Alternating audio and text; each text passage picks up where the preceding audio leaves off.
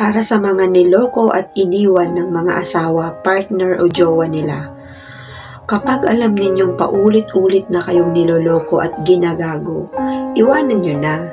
Kasi hindi na kinakailangang magbigay ka pa ng another chance sa taong niloko ka na ng maraming beses. Yung una, pwede mo pang mapatawad. Pero kapag sobra na at paulit-ulit na lang, yun ang hindi na okay. Kasi kung talagang mahal ka niyan, hindi yan magloloko. Diba? Kasi nga, once a cheater will always be a cheater forever.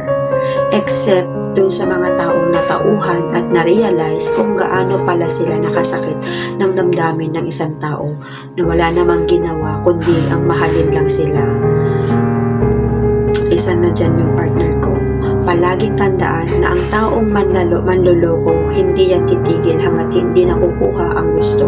At ang second chance ay para lang sa mga taong handang magbago, hindi sa mga taong handa ulit manggago.